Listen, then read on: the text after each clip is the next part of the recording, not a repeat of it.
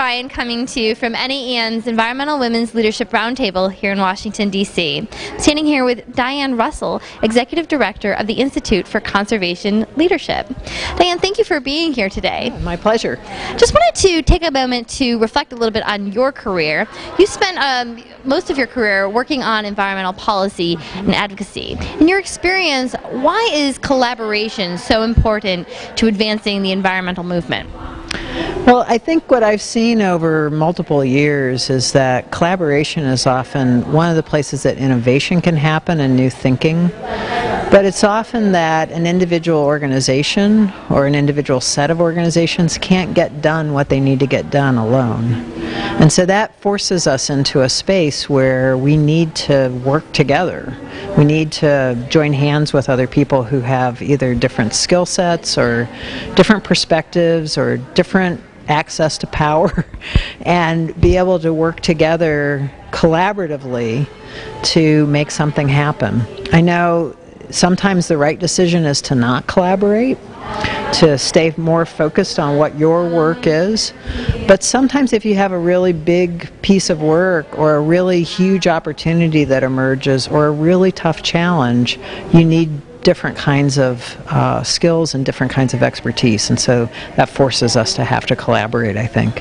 One of the ways you mentioned in your remarks that small NGOs and companies could collaborate is around this Volunteerism 2.0. What is that?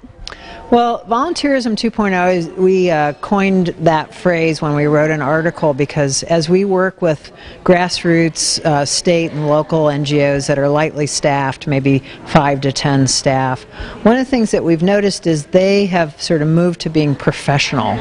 So they need staff in order to do their work, whether that's science or advocacy or education. And so they forget about their communities and they don't engage with their communities, or they don't engage with entities in their communities like corporations or service organizations that could actually bring talent.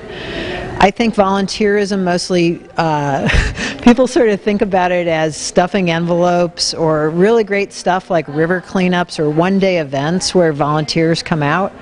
And a lot of what we've been encouraging, especially in the down economy, we've been really encouraging leaders to think more creatively about volunteerism. It could also be a high-level person that comes into your organization and offers HR support for a new hire or an outreach campaign that you need to do to fill a certain position.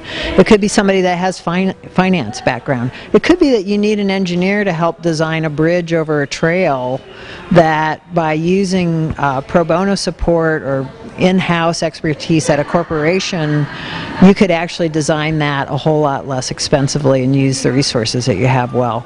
So Volunteerism 2.0 is a way to get people to expand and think about really high-level projects that if you could use and tap real high-level expertise, you could get a lot done and avoid either hiring a consultant or hiring a staff person.